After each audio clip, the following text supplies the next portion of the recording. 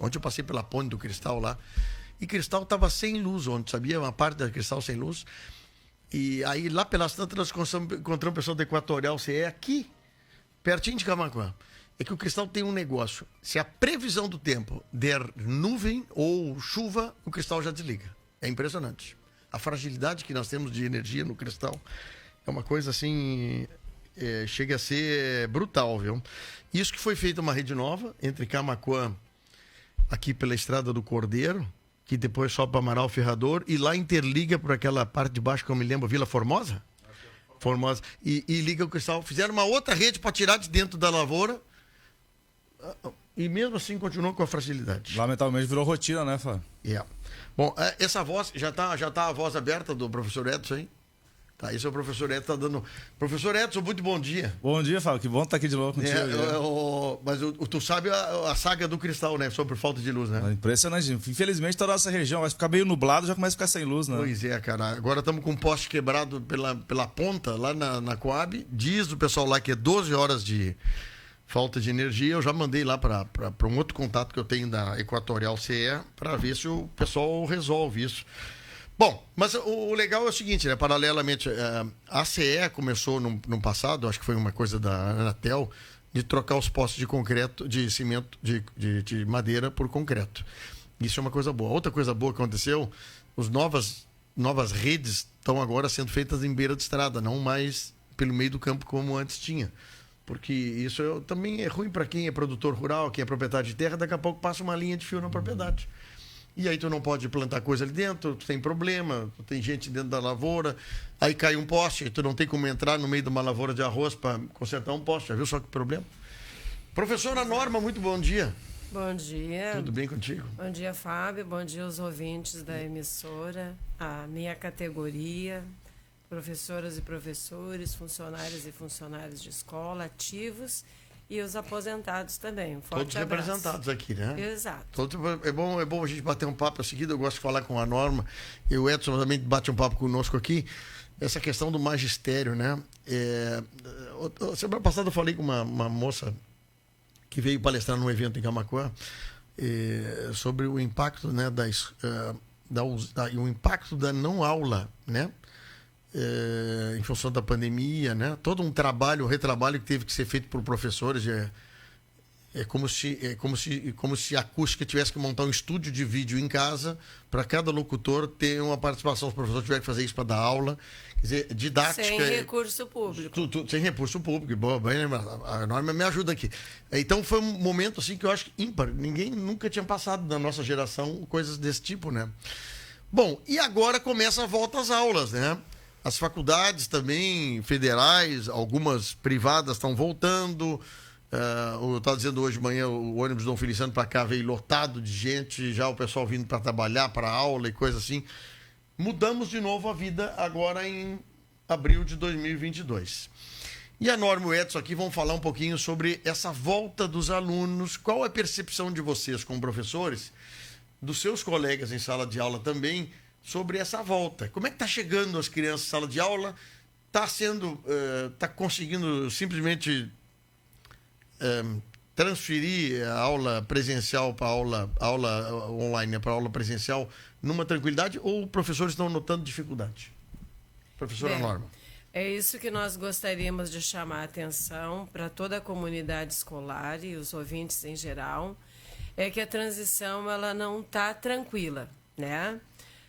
Os alunos tem que reconstruir tudo o que foi aprendido antes, porque tivemos primeiro que aprender, tanto professoras como alunos e alunas, aprender a se adaptar ao ensino online, e foram 2 anos de ausência, né, na sala de aula. Por isso, então, os alunos também agora estão precisando de um tempo para reaprender, para reorganizar as regras, porque, como foi visto provavelmente por quem está escutando essa emissora, teve uma reportagem a nível nacional no Fantástico sobre a inquietação dos alunos e a violência na escola.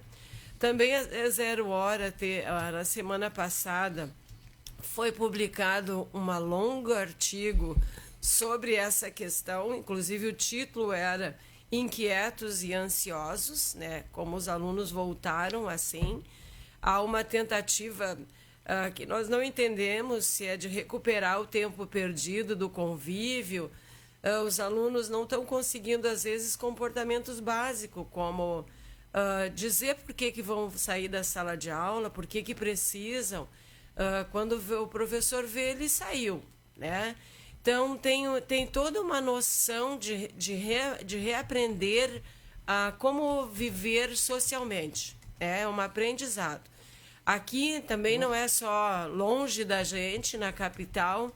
A semana passada também a escola foi vítima de muita violência no bairro, inclusive a comunidade escolar e a direção decidiram interromper as aulas em função da insegurança sentida nas escolas. Então, em meio a toda essa questão, né, da readaptação e de reaprender a se reorganizar o espaço escolar. Bom, é uma nova realidade. Não são só os conteúdos, né, que os educadores e as educadoras estão precisando reconstruir, porque também não se recupera tantas perdas em apenas um ano letivo. Isso se dará durante um processo. Olha, alguns professores, assim, que eu conheço, conversa, assim, bate-papo, dizem que os alunos, principalmente os mais jovens, o time que perderam foi uma coisa brutal. Verdade, Fábio. O Edson concorda comigo. Não, concordo contigo. E mais uma vez, bom dia, Fábio, né? E bom, a quem está nos ouvindo e nos assistindo. Também eu gosto muito de assistir quando posso, né? No YouTube, outras plataformas, usando as redes sociais aí, pra gente acompanhar os programas da nossa região aqui, dos debates da região e de Camaquã. E são várias realidades, né, Fábio? A gente estava falando, o Norma estava falando muito bem desse retorno, assim, mas são realidades muito distintas, municipal, estadual e federal, e particular, são redes diferentes. E de uma hora para outra a gente foi jogado, né, para uma pandemia, algo inesperado, e aí ter que improvisar, e muitas vezes sem recurso, sem apoio financeiro do poder público, no caso das redes públicas. De uma hora para outra teve obrigado a tu aprender a usar ferramentas, que muitos professores, muitos educadores tiveram dificuldades nisso. E o Estado também, muitas vezes, o poder público, sem reconhecer a dificuldade do estudante, né, da realidade do estudante, que muitas vezes não tem... Olha, a gente sabe, né, tu pega, por exemplo, Pacheca, eu acompanhando a acústica esses dias daquele transtorno que deu lá no Bonito, lá do ônibus. Se não tem estrada, como é que tu vai ter, por exemplo, infraestrutura de rede, não tem internet? Daqui a pouco o vizinho tem, tu não tem, é difícil. Como é que tu vai tratar em igualdade? Igualdade. De uma hora para outra. Agora a gente vai começar a usar a internet para ter aula, ensino remoto e tal. Mas olha, como é que a diversidade desse público e o acesso à infraestrutura. Nós tivemos estudantes, eu sou professor do Instituto Federal Sul-Rio-Grandense, e os alunos no trator, na lavoura, né? Lá numa colina lá para pegar sinal, para baixar o material, para poder estudar. Então, tu vê, olha só, é uma realidade muito diferente de cada cenário. Em escolas, por exemplo, da rede pública municipal, tu não tem biblioteca, laboratório de informática, como é que eles vão ter acesso? E nós temos pais também com formação diferenciada, né? Então, são coisas distintas, tudo é muito distinto. O problema é que essa turma toda agora está dentro de um espaço, de uma sala de aula, com gente que teve os pais daqui a pouco com condições ajudando, outros simplesmente estavam banidos do material mesmo. E eu reconheço também que professores, tem vários professores mandando material, xerografava, mandar material para casa. Mas são coisas distintas, são formas diferentes. Então agora volta todo mundo para dentro da sala de aula, e aí? E tirando esse problema de infraestrutura, Fábio, tu tem toda uma economia de atenção, porque tu foi jogado por uma tela. Todos nós somos jogados por uma tela, né? Impressionante. E aí tu tem aqueles lá, TikTok, 15 segundos, as pessoas tu passa 10, 15 vídeos, daqui a pouquinho tu nem lembra o que tu viu. E hoje as crianças e os adolescentes estão chegando para a sala de aula, estão nessa sintonia psicológica, assim, de não se concentrar muito tempo de novo. Então requer todo um processo de adaptação. Então eu trabalho com estudantes do ensino médio, já são adolescentes, pré-adolescentes, que já têm um domínio maior da tecnologia, mas a gente percebe isso que a Norma falou, da inquietude, né? Daquela falta de concentração. E isso, assim, falando bem conosco, com a nossa audiência aqui, isso não é uma questão desse semestre 2023, 2024, porque as crianças que estavam lá entrando na escola, e a gente tem um índice de evasão escolar gigantesco, esse processo vai se repercutir por vários anos ainda na nossa realidade escolar. Professores dizem isso. E é preciso, exatamente, muita paciência dos pais, né, dos educadores, das educadoras, dos próprios alunos, porque nós temos assim que desacelerar o ritmo e refazer toda a nossa caminhada, né? Isso é uma questão assim fundamental para que a sociedade possa entender. A gente vê muita incompreensão, né, da sociedade muitas vezes em relação à qualidade do trabalho das educadoras e educadores, mas o esforço é sobre-humano dentro das escolas e da sala de aula, que às vezes não consegue ser observado. Por exemplo, os professores do 6º ano, eles recebem o aluno que parou, que interrompeu o ensino presencial no 3º ano. Até o 3º ano, a aprovação era automática. Ele não precisava estar alfabetizado para estar no 3º ano. Hoje, esse aluno voltou para a escola presencial no 6º ano. Que loucura, eu não tinha me dado conta nisso. Exatamente. No 6º ano. O aluno que estava no 1º ano, ele hoje já está lá, né? Então, está no 4º ano agora. Exatamente. Então, assim, tem uma gama, inclusive, dessas questões dos nossos alunos, das nossas alunas, pela questão da falta de condição, muitas vezes, né, até intelectual dos pais, de conseguir acompanhar e pela carga horária de trabalho e ter condições de ajudar na alfabetização. Aqueles com mais condições, mais recursos, eles conseguiram, as crianças até chegaram assim razoavelmente na escola, mas tem uma diferença muito grande. Então, é necessário muito, muito, muito recurso e a sociedade inteira se voltar para essa questão, porque, na verdade, teria que ter assim, um projeto de muito mais alfabetizadoras na escola em carga complementar para conseguir fazer essa teria que ter um atividade. segundo turno só para investimento público nessa questão. Mas há tempo, Norma, aí tem nós estamos falando aqui de assuntos muito delicados, que é a educação, tá? E muito próximo disso aí está a política no meio. Muito próximo da política no meio. E sobre decisões do que nós íamos fazer numa pandemia, porque ninguém sabia o que ia acontecer, né? Nós achávamos que ia fechar os comércios 30 dias, 60 dias e pronto. Fechou um ano e outras coisas mais.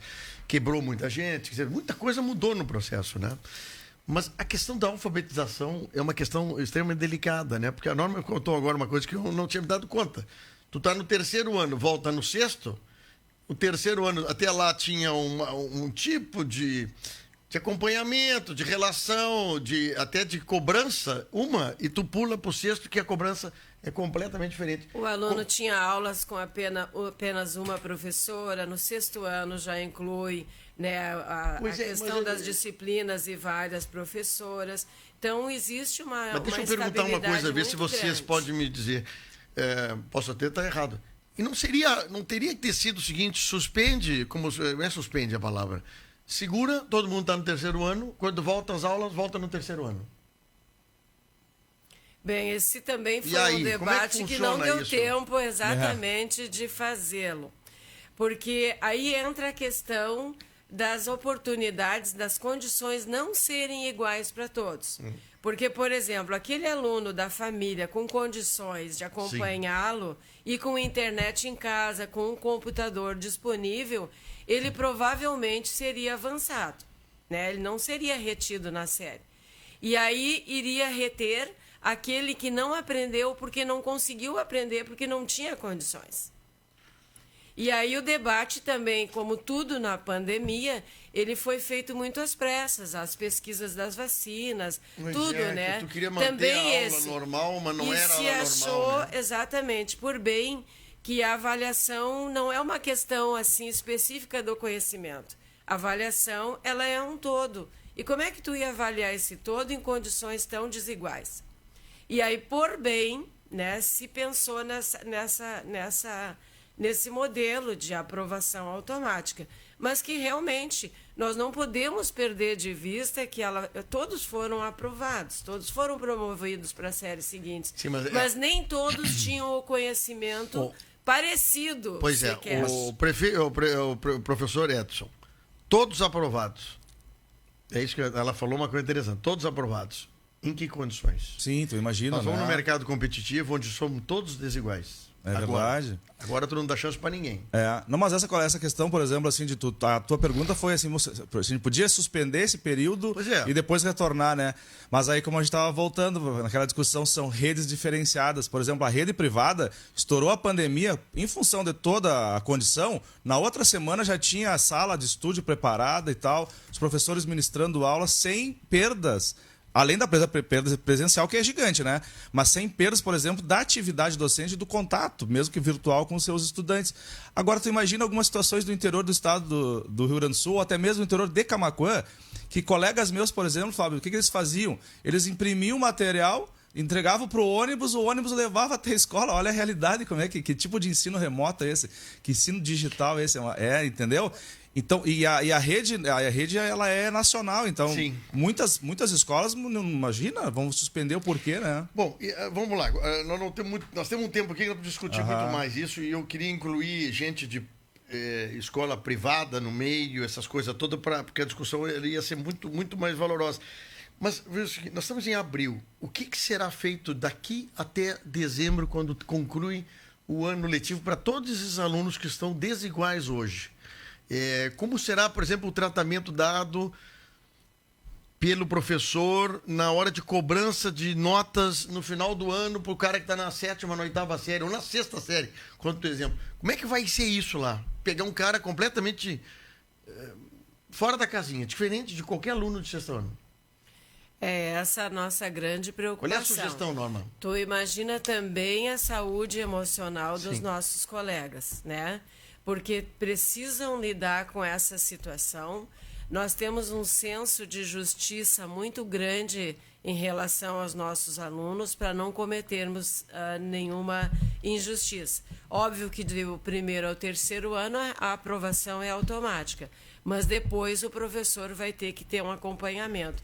E é por isso que nós queremos chamar a atenção do problema para toda a sociedade. O governo foi omisso durante a pandemia. Nós temos 13 governos. O ex-governador aqui, por exemplo, ele foi omisso.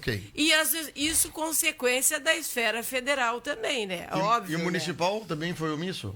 E o municipal também não ouvi grandes notícias só pra de saber, investimento. daqui a pouco o municipal fez Mas, um na trabalho verdade, árduo, aqui né? nós teríamos que ter a professora Carla Simone, que é a presidente dos municipários de Camaquã. Não, mas vocês, como professor, conhecem. Eu posso falar da Faculdade Federal, mesmo não sendo professor da Universidade Federal, que simplesmente achou por bem não foram fechar diferenciadas muito decidiram uma coisa. Então. O Edson trabalha no IFSUL, sabe disso. Houve uma decisão dentro do gabinete para não ter aula, não teve aula. A particular teve aula. Quer dizer, houve muitas diferenças, assim. Por isso que eu te pergunto o seguinte, houve o dano, vamos botar assim, eu acho que para concluir nosso assunto agora. Então, e foi culpa dos governos de todas as esferas. Bom, não e agora? Não dos professores, é isso que a gente quer deixar claro. O professor está no passivo, né? Exato. Agora, é o seguinte, claro, que o professor também não pode tomar... E agora está tendo uma séria omissão, porque estamos precisando, mais de uma vez, de mais recurso, de mais aporte de pessoal nas escolas para complementar a carga horária desses alunos que estão com mais dificuldade. Isso eu estou achando fundamental, né? Se houvesse condições. Deixando bem claro o que é. Não, mas se houvesse condições de tu ter um segundo turno na aula, no colégio, pelo menos para tentar recuperar coisas que tu não consegue no online, eu acho que seria fundamental. Era um investimento bom, interessante, e eu acho que para o aluno seria pelo menos uma forma de ajudar ele até o final do ano, né? Não. Existe algum projeto disso? Existe esse pedido oficial para o governo sobre isso? Existe o pedido, principalmente de alfabetizadoras. Existe uma conversa, mas ainda não temos notícia efetivamente de uma ação concreta e da chegada... Mas o governador do estado lançou um programa... Porque tem que ser muitas alfabetizadoras, sim, né? Não são uma mas duas. Eu digo, daqui a pouco... Coisa boa, daqui a pouco tem um professor de uma área de lógica ou humanas, tá lá à disposição na sala de aula, todo mundo quiser ir lá, o cara daqui a pouco entende parte de coisas, né? Não, mas é verdade, mas é uma questão de política mesmo, né? É um projeto projeto político para a educação, como o Darcy Ribeiro dizia, a crise da educação não é uma crise, é um projeto de destruição da educação, né? Exato. E aí, para te ter, por exemplo, uma pessoa num turno inverso, bom, já tem um investimento em contratar algum servidor, né? E tu vai ter que oferecer uma estrutura na escola, merenda, alimentação, transporte. Olha, a gente está passando agora por um processo aí que as pessoas não estão tendo acesso aos transportes no interior, né? De transporte escolar. Sim. Então, tu imagina assim, ó. Essa é uma questão que a sociedade inteira deveria se concentrar e debater. Deveria ser um projeto de sociedade. Olha, a gente precisa fazer um seminário e discutir isso, né? Quais estratégias a gente vai utilizar para recuperar esse período da pandemia em relação ao processo de ensino e aprendizagem dos estudantes. Que vai chegar daqui a 7 meses, 8 meses, você vai. Exato. E aí nós vamos ouvir a avaliação do desempenho brasileiro, vai estar lá embaixo, mas não se explica as causas disso. Pais e mães também querendo entender como é que vai ser o seu filho na avaliação. Bom, mas muito legal. Vamos falar um outro assunto aqui. Relacionado a isso, também nos causa muita preocupação. Sim. O projeto, né, de lei, a gente viu também a repercussão negativa nos grupos de WhatsApp do CPR Sindicato. Como nós tivemos no dia 30 de março uma assembleia regional, que reunimos a categoria online, ainda. Aí então nós discutimos e sentimos assim a preocupação e inclusive queremos colocar de público essa preocupação. Em relação ao projeto de lei aprovado pela Câmara Municipal de Camaquã, em sessão extraordinária, que institui o final de semana municipal do tiro esportivo. Por quê? Reconhece a prática desportiva do tiro como atividade de lazer e incentiva o desenvolvimento de valores morais, né, sociais, de aprendizados e pátrios, sob a alegação de ser um esporte olímpico pouco difundido. Bem, a causa de ser pouco difundido é óbvio, porque é um esporte carésimo, né? Quem teve condições de, mesmo com maior acesso ao porte de arma, ter uma arma. O povo brasileiro, as pessoas, a comunidade está tentando se alimentar, comer, inclusive, às vezes, tendo que ir para uma fila de osso, né? Certo. A munição é cara. Os EPIs, porque tu tem que usar, né? Os EPIs para praticar também são caros. Então, assim, a gente quer deixar claro o nosso repúdio, né? Porque também na justificativa do projeto diz que ele vai ser... Ele não foi discutido com a comunidade escolar, mas ele prevê, né, projetos relacionados à apresentação, a treino, a preparação de competição, seminários, palestras e demais formas de divulgação, entende, desse projeto. Sim. Esse projeto é uma nas escolas. Sim, e aí é a nossa preocupação. Sem discutir conosco e sem mencionar. Se são nas escolas de âmbito estadual, municipal, privado, federal, e numa situação de insegurança emocional, de dificuldades que temos para resolver, divulgar esse projeto e colocá-lo para a escola. Vamos contextualizar. O vereador Ronaldo Renocar fez esse projeto na Câmara de Vereadores de Camaquã, que institui o Dia Nacional, o Dia Municipal do Tiro. E ele adiciona dentro do projeto que poderia prever, né, a divulgação e a disseminação de informações dentro da escola, a questão do tiro, da segurança, da insegurança, é mais ou menos generalizando isso aí. O final de semana do tiro desportivo, né? O substitutivo que foi apresentado Só que dia 4 de março. Ele inclui no projeto dele uma coisa incluindo escolas para receber informações a respeito do tiro, essas coisas. É isso. E se fosse instituído o fim de semana, do final de semana do tiro, é uma coisa. Agora, o problema é que no projeto foi inserido escolas. A justificativa estão incluídas escolas e não diz o âmbito também. E mesmo assim, escola é escola, né? Não interessa o âmbito. Não é ambiente para arma, né? Não é ambiente para esse tipo de Por que questão. será que ele incluiu isso? Vocês Até fazem uma porque- avaliação sobre isso? Pois exatamente o que são as nossas perguntas, né, professora Edson, aqui. Isso seria para beneficiar e vender mais armas à indústria armamentista, das munições e por aí afora? O dinheiro público vai estar envolvido nessa questão e, mais uma vez, seria o público ajudando o privado e deixando o que é público e os que mais precisam de lado, porque a gente sabe que na justificativa não aparece. Mas nos intriga as escolas estarem ali. Isso pode ser usado logo depois, sob o pretexto e justificativa de colocar verba pública. Então, nós estamos querendo deixar claro que nós somos contrários, né? E também frisar, né, que a segurança dos indivíduos ela deve ser feita pelo Estado. Né? A gente tem ouvido muito, né, que o pai de família ele tem direito de ter a arma para defender a sua família. Gente, mas antes disso ele tem direito à segurança pública. E aí nós deixamos de lado de exigir do Estado e passamos a criar uma consciência do indivíduo. Vai virar nossas cidades, vilas e escolas, inclusive, num bang-bang, né? Porque aí cada um... na verdade, os nossos alunos estão com dificuldades emocionais. Mas se a gente for ver, todos nós estamos reaprendendo esse convívio e temos as nossas dificuldades Sim. também. E, então, achamos muito temerário esse projeto. E também, Mas porque isso o clube tá de aprovado tiro... isso aí já? Está aprovado na Câmara? Vai para a sanção do prefeito agora. A sanção, falta a sanção do prefeito. Esse projeto, assim, o Clube do Tiro, nada contra, é uma empresa privada, ele pode fazer os seus eventos, mas com os seus recursos, né? E sem colocar o nosso público, que são jovens, né?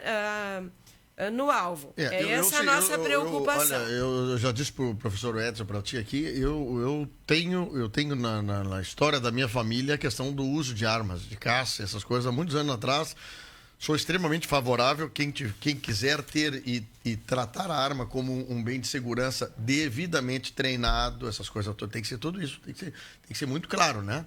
Não adianta tu querer dar arma para todo mundo se não tiver treino, se não tiver respeito, se tiver educação, se tiver legislação. Mas é o que está previsto. Certo, isso é a lei. E eu estou adorando a questão dos cursos, dos cursos, os clubes de tiro. Porque, pessoal, eu tirei a minha primeira carteira de motorista sem entrar num carro de autoescola. Isso aconteceu comigo. Sim, e com outras pessoas que tiraram a carteira sem entrar num carro. Eu hoje, se vou fazer uma reciclagem, eu tenho que entrar num carro de autoescola, o professor me ensina, me corrige. Tá, a arma é a mesma coisa. Antigamente, todo mundo tinha arma sem treino. Eu comprei a minha primeira arma com 20 anos sem ter treino. Então, eu acho que os clubes de tiro ajudam a gente treinar, é um esporte, paraná.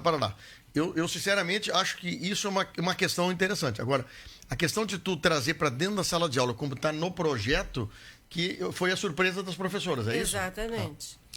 E uma outra questão que a gente estava comentando também, né, Fábio, que assim, a gente, como bancada, né, do Partido dos Trabalhadores, a gente pegou, quando recebemos esse projeto, a gente analisou ele e aí reconheceu essas questões que nós estamos colocando aqui, e o nosso voto foi contrário. A gente emitiu uma nota oficial, né, uma nota pública do Partido dos Trabalhadores, da Executiva Municipal de Camaquã, e a gente começou a receber uma série de ataques, assim, comentários depreciativos, mas aí assim, ó, como tu tá bem colocando, a gente não é contrário, por exemplo, a essa atividade. A gente é contrário ao seguinte, que de alguma forma, a possibilidade dessas armas chegar nas nossas crianças, né, os nossos estudantes, assim, ó. Porque a própria cultura do tiro, da violência. Exato. Eu sempre digo o seguinte, assim, a questão da interpretação de texto, gente. Olha só, quando eu trabalho com meus estudantes, eu digo, olha, a interpretação do texto faz parte da avaliação. A nossa colocação é a seguinte, ó. O que nos chamou a atenção e que o levou ao debate interno é a questão da possibilidade de palestras, né, de atividades relacionadas a isso com as nossas crianças nas nossas escolas, tá? É um esporte olímpico desde o final do século XIX, ok. Mas a gente tem que pensar o seguinte, ele é feito com arma, gente. E só para lembrar vocês aqui uma notícia, um dado interessante aqui, ó. 2021 pessoas, foram 1.500 crianças e adolescentes de até 18 anos mortas em homicídios por acidentes com armas de fogo. Há 2 dias atrás, uma nota aqui, ó, no interior do estado de São Paulo, um menino de 12 anos, olha só, 12 anos, ele deve estar aí né, entrando no ensino médio quase, né? Ele mata irmão baleado com espingarda, certo? Então a gente tem que ter muito cuidado, porque assim, ó, o livre acesso e a exposição desse tipo de instrumento que é feito para matar, com as nossas crianças e adolescentes, e é um momento complicado da vida do estudante, do adolescente, né, Fábio? Ele tem assim, eu vou contrariar uma parte. Eu acho que assim, não precisaria estar em lei ou em projeto da criação do dia do tiro em Camaquã. Eu acho que é uma coisa. Sim. Eu acho que a formação escolar é uma coisa que tem que vir inclusive com treinamento de professores para falar sobre determinados temas. Planejamento familiar, né? Coisas delicadas que nós não conversamos no nosso dia a dia, né? Perfeito. A questão da miséria, desigualdade, respeito, direitos e deveres nossos como cidadão com pessoas com deficiência. Pô, isso é uma coisa que é intrínseca na educação. Exato. O armamento, a lei de armamento, tu ter arma em casa ou não, é uma questão que pode estar intrínseca dentro da educação das pessoas sobre o seguinte: olha, quem não sabe mexer, não mexe. Isso é uma coisa perigosa, isso pode ferir, pode matar, como uma faca, mata também da mesma forma. A arma ela foi muito conceituada nesses últimos anos, uma coisa meio simbólica assim, de um candidato, de uma pessoa que defende. Mas eu acho que todos nós trabalhar a educação nisso. Eu fui educado a manusear uma arma em casa com 12 anos. Entende? Me ensinaram o que eu podia fazer. Eu não podia manusear arma com a munição, eu tinha que tirar a munição, eu fazia limpeza, eu guardava ela sem a munição. Então, quer dizer, eu havia um treinamento nisso, mas dentro de casa, tipo uma pessoa que conhecia arma. Agora, tu dizer que... por que tu dizer que não pode falar disso, de arma, também é uma coisa que tu deixa muito à margem da curiosidade das crianças. Eu não sei também se isso também não é um problema, Edson, assim... o pai tem a arma guardada em cima do roupeiro, mas ninguém fala nada para a criança. Eu estou dizendo assim porque eu conheço. Ninguém fala nada para só diz assim, não pega naquilo lá, não pega naquilo lá, não pega naquilo lá. Só diz isso para a criança. Mas eu acho que chega um momento para o jovem, para a criança, dizer o seguinte: olha, isso aqui é uma coisa que tem uma finalidade. Não é para brinquedo, não é para isso, não é para aquilo. Porque outras coisas a gente ensina. Por que com a faca a gente ensina a não agarrar a faca, não apontar a faca para ninguém? E a arma, estando no nosso convívio, porque está no nosso convívio, ela teria que ser ensinada de uma forma didática. Agora, não assim, vou botar dentro da sala de aula, ensinar a arma. Isso é uma coisa que tem que estar intrínseco de qualquer outra coisa, na minha opinião, né? Sim, não, mas a gente pode divergir, né? Ainda vivemos numa sociedade democrática, a gente pode divergir de opiniões, né? Mas a minha opinião, por exemplo, Fábio, assim, eu nunca tive contato com arma, né? Assim, na minha família foi... nunca tive contato mesmo com arma, assim, acho que eu tive contato com arma já com adulto, já. Mas o simples fato de tu ter uma arma em casa, isso já gera um problema muito sério. Porque assim, ó, a gente isso é comprovado, tu vai olhar as estatísticas, tu tem os acidentes crescendo. E assim, ó, e com os nossos adolescentes, a minha preocupação como educador é com o adolescente, tá? Sim. Porque o adolescente está num momento de transformação da vida dele, transformação hormonal, psicológica e tal. Daqui a pouco ele entra numa depressão. E aí a gente tem casos, por exemplo, como... Assim, ó, uma sociedade que é uma sociedade que tem um livre acesso à arma, um histórico de livre acesso à arma, é a sociedade estadunidense.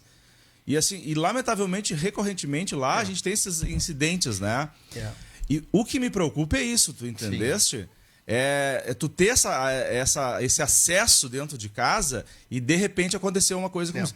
Eu fui professor, eu já vi estudante pegar caco de vidro e ameaçar um adolescente.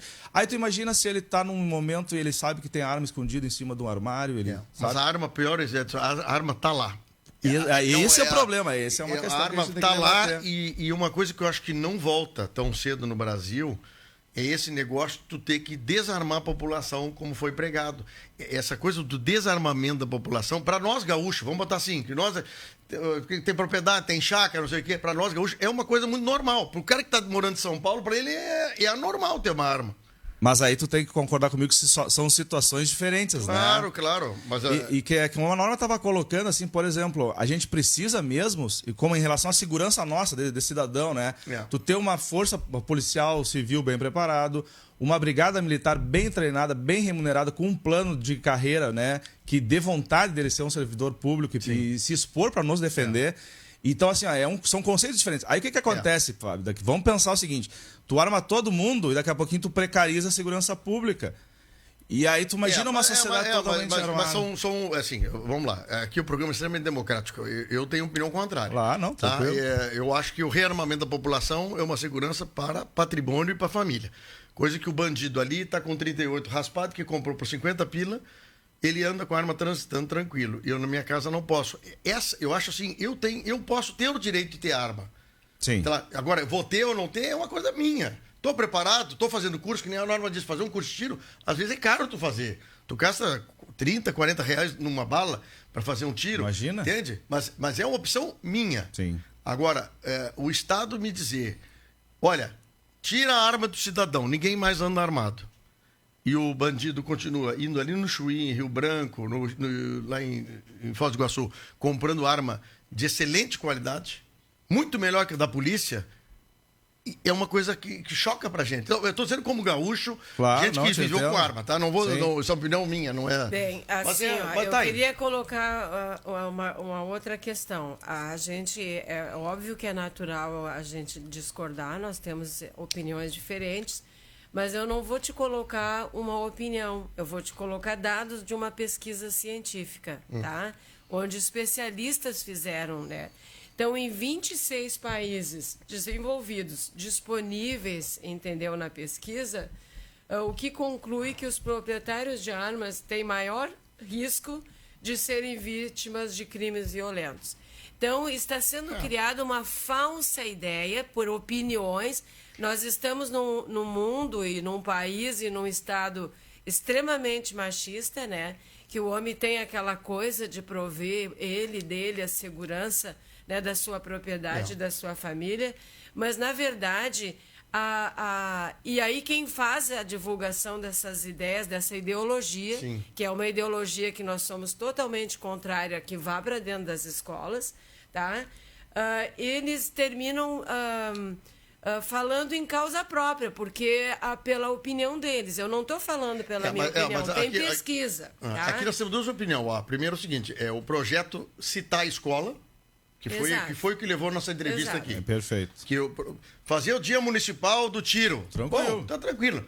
Inserir escola como relação em projeto, como se fosse uma obrigação do município de que pode fazer curso, é uma outra coisa que eu acho que tem que ser estudado com secretaria, com professores, né, essas coisas. É outra opinião. É um aspecto. Mas mesmo assim, fora esse aspecto, que é o principal motivo de nós estarmos aqui, esse projeto, tá? A morte de crianças, por exemplo, o trabalho ressalta que as leis se relacionam tanto a menos homicídios realizados por parceiros íntimos, como mortes acidentais com crianças. Norma, então, aumenta mais armas, as armas matam. Mais armas, mais mortes. Norma, aqui, E tanto mortes intencionais como mortes acidentais. Dado muito importante é a questão assim, em 2020 foram mais de 50 mil vítimas. Isso tinha 2 anos atrás, 3 anos atrás, tinha um decréscimo de assassinatos. Agora aumentou praticamente em 5%. Mas o acidente vai acontecer, eu não vou tirar a razão do acidente. Sim, mas aumenta as armas. Mas eu não sei, eu não vejo mais invasão em casa, eu não vejo invasão em propriedade rural, porque sabe que o outro lado tem uma pessoa armada. Quer dizer, existe o contraponto desse assunto da arma e essa é uma questão de opinião, tá? Então, não é uma questão de opinião. Então, o importante é a gente fazer o seguinte, o que a escola, que o Edson está preocupado, é o seguinte, eu acho que na escola nós tínhamos que falar sobre coisas importantes do dia a dia da vida da gente. Manuseio de gás, manuseio com faca, com arma, manuseio com projetos elétricos. Eu contei para os guri aqui que eu tive 3 anos de escola no Premem com ensino técnico, que eu tenho certeza que nenhum deles que passou em outra escola, que não foi uma escola que me deu um pouquinho de conhecimento de vida de ensino técnico, eles não têm condições de fazer um mínimo de coisa que eu tenho condições de aprender, que eu aprendi em 3 anos. Quer dizer, nós tínhamos que promover as escolas como outras coisas importantes para ensinar a pessoa para a vida. Eu sei cortar uma tábua numa serra, me cuidando para não cortar meu dedo. O professor me ensinava, olha aqui, eu tenho que ter um protetor. Né? Vocês no Unifisul lá, você tem máquina de solda, coisa que machucaria a mão. Tem alguém para ensinar. Quer dizer, não adianta a gente criar uma bolha, aí que eu quero só terminar. Nós já passamos bastante. Eu acho, na minha opinião, nós criar os nossos filhos numa bolha.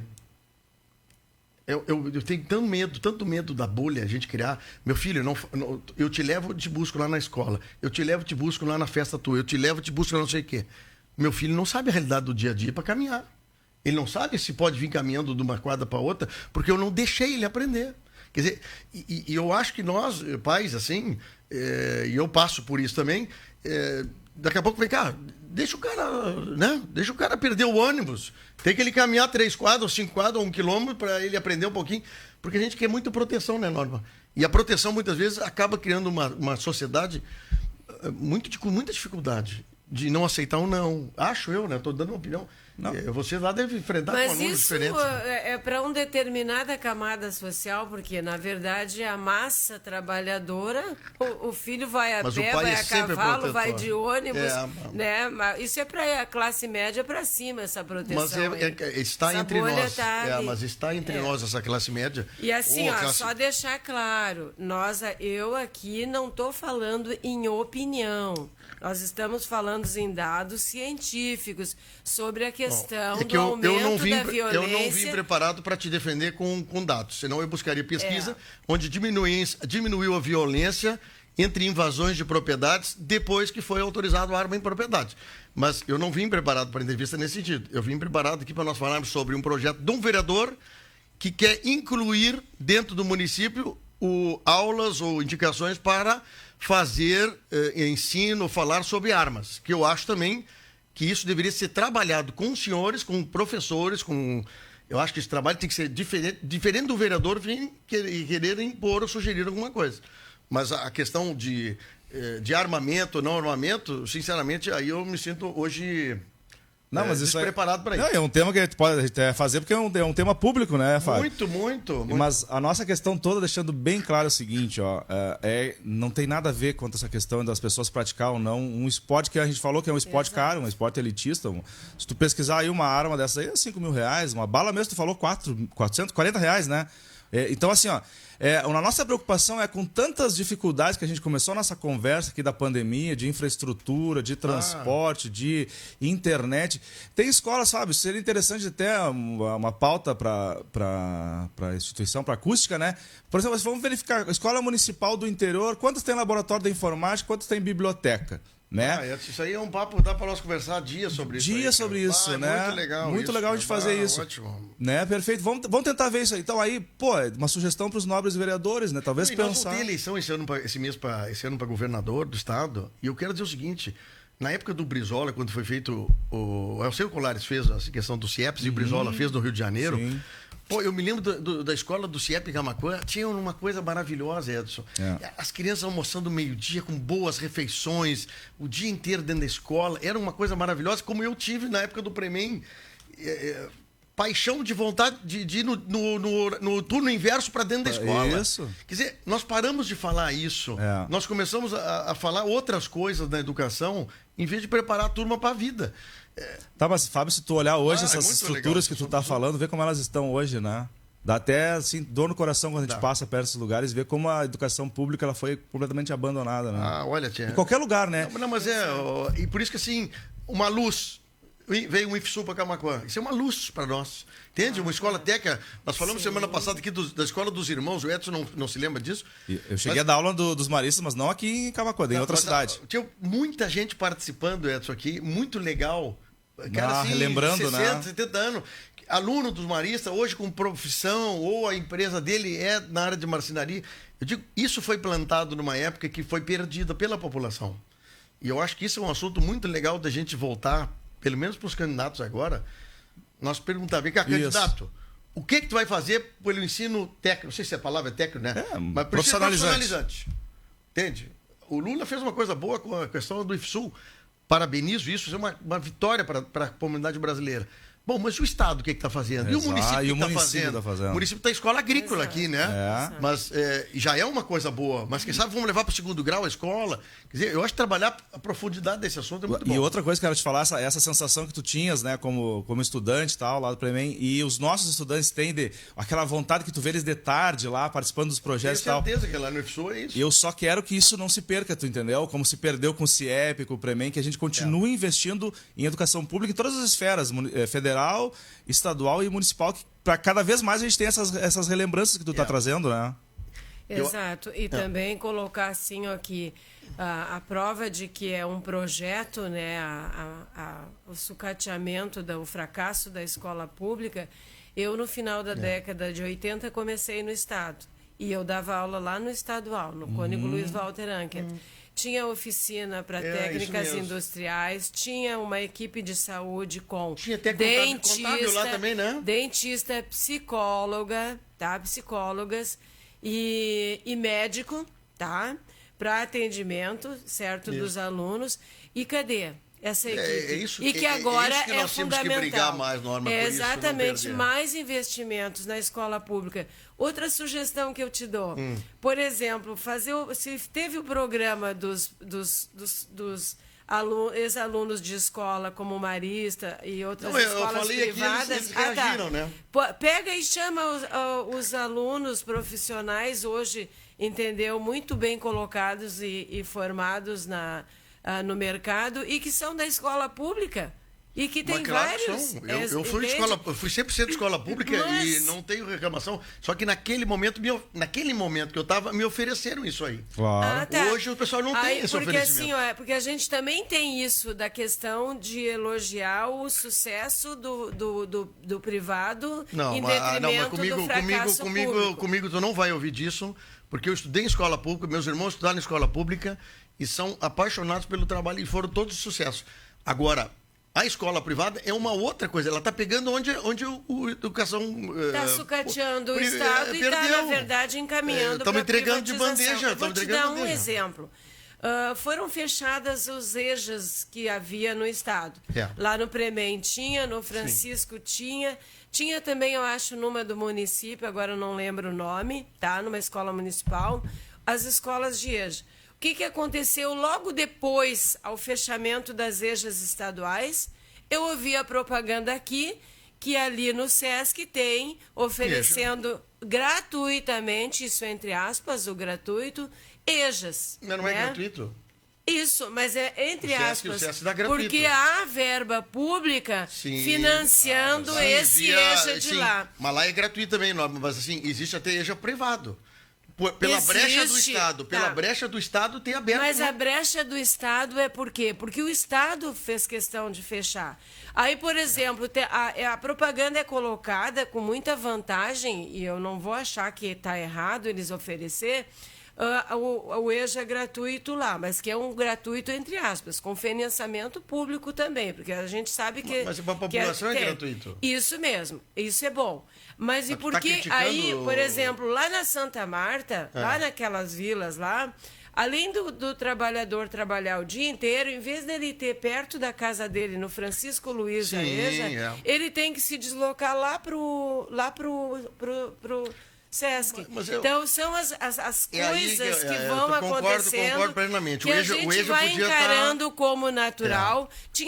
Podia ter lá no SESC, mas podia continuar ter lá no Ouro Verde, lá, tu imagina o pessoal vir lá para deslocar. Exatamente. Mas o Estado vai abrindo mão dessas coisas, e é isso que tu tem razão, e o Edson também tem razão. O problema é que nós vamos achando normal as coisas que vão se desmantelando. Por exemplo, né? E nós estamos só interessados numa coisa. Nós queremos que o aluno passe. Nós queremos que esvazie a sala de aula, porque o cara que vem atrás não pode estar lá, porque não pode lotar a sala de aula. Então vai passando o aluno. Bom, qualidade, vai passando. E assim vai indo.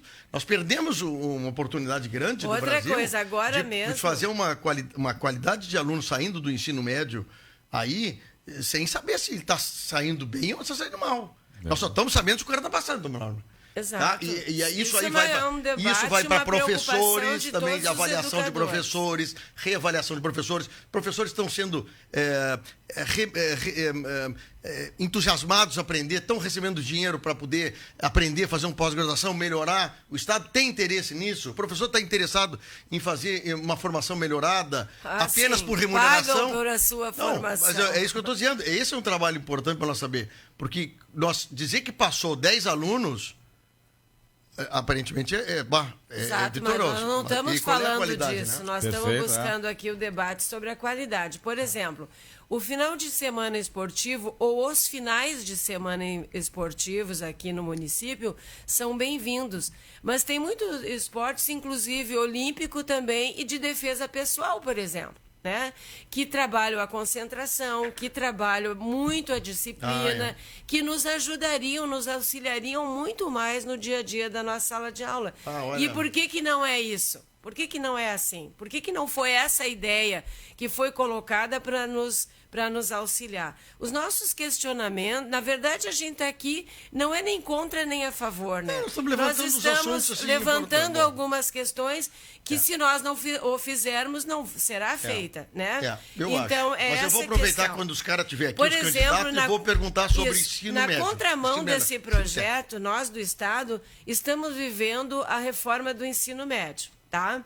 Na reforma do ensino médio, a educação física ela era 2 períodos em cada ano letivo. Suprimiram. Quer dizer, tem uma carga horária, os educadores que estão andando para tudo que é lado, sabe? Mas os pais estão reclamando? Mas nem entenderam, porque o que é a propaganda do governo, que é uma maravilha. Não, estou te fazendo uma provocação. Os pais estão indo na aula, na direção, reclamando que mudaram o ensino? Tem reclamação. Foi mudado em 2017 isso. Não, está sendo implantado agora. Foi aprovado em 2017 e está sendo implementado agora. Isso. Mas os pais estão reclamando que os alunos não têm mais educação física? Estão indo, pai, professora, por que não tem mais educação física no meu aluno? Meu filho. E aí é que tá, é a história do faz de conta na escola pública. Porque aí foi inventado disciplinas que, inclusive, os professores não têm nem informação, não sabem nem o que dá nas disciplinas. Isso aí, boa que a Norma levantou. Mas tentam se esforçar para isso. Mas o dia desse eu estava conversando aqui, mas eu não quis entrar no assunto, Norma, porque é uma coisa recém-iniciando, era março isso aí. Se o Estado, ou o município, se o Estado estaria preparando professores para essas matérias novas. Imagina. É isso que eu estava querendo saber. Eu fiquei meio constrangido de perguntar, porque daqui a pouco eu faço uma pergunta sem conhecer a realidade. Mas está os professores que vão entrar nessas matérias novas preparados para assumir como professores nessas áreas? Fábio, eu vou te dizer assim, os professores eles recebem, a Base Nacional Curricular mudou, e eles não têm preparação nenhuma e agora tu vai ter que dar projeto de vida, né? É isso. Ou um professor de artes, Fábio, tu tem que dar aula de educação física. Tu pode dar. A nova estruturação que a Norma estava falando, diminuiu para quase nada no ensino médio, educação física, e até professor de literatura pode dar aula de educação física. Tu acredita nisso? Qual a formação que um professor de literatura tem? Não, Fábio, só para terminar mais uma coisa... Tem bastante participação, eu quero depois responder. Tá, perfeito. Mas, e assim, tu falou da preocupação dos pais, se eles estão indo na escola. Eu digo assim, vocês devem ir na escola, por quê? Porque o Enem tá mudando também. Em 2024, o Enem já vai ser diferente. E tu imagina a base que teu filho está perdendo agora com essa reestruturação para enfrentar uma prova de seleção que ele vai querer, né? Se quiser fazer uma universidade, continuar estudando, fazer um curso superior, a defasagem que ele vai encontrar vai ser gigantesca. Porque, como tu falou, chega as estruturas de cima para baixo, sem discussão com a base, é imposta na escola e o professor tem que se adaptar. Sem preparação, agora cai no teu colo aqui, tu vai ter que dar... formação de vida lá. Só para nós concluir, que já estou estourado 2 breaks aqui. A Cristina está dizendo o seguinte: a escola do Estado aumentou matemática e português, matérias básicas e fundamentais. Pais aprovam, por isso não reclamam. Aqui é um depoimento dela, não vou questionar. Mas é muita gente que eu acho que a gente tem que botar esse papo para conversar mais, para entender. Porque eu surpreendi, porque depois que aprovado em 2017, só 2022 implementaram. E eu não vi um trabalho em dezembro, janeiro, fevereiro, de discussão sobre o novo plano de ensino. Quando caiu março, eu me lembro que eu recebi aqui 2 professoras falando sobre isso e eu não perguntei. Agora eu estou recebendo uma informação do Edson sobre a não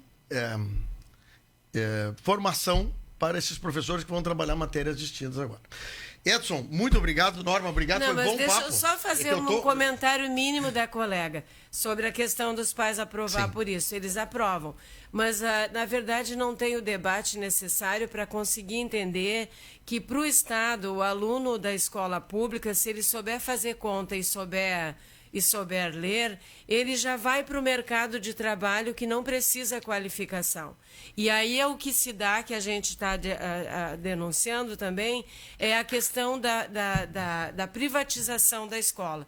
Porque é um apartheid educacional. Quem puder pagar, ele vai acessar a escola privada e a melhor condição de educação. E ele vai ser o que vai ser aprovado no Enem, que vai ter os melhores cargos de emprego e remunerados no mercado. E o filho do trabalhador, ele vai ficar na mão de obra barata e desqualificado. Então, é essa questão que nós somos contra e que a gente tem que fazer o debate com os pais, para os pais se darem conta. Pais e mães que têm alunos nas escolas, apareçam na escola, vá lá tomar um café com o professor, com o diretor e saber um pouquinho do que está acontecendo.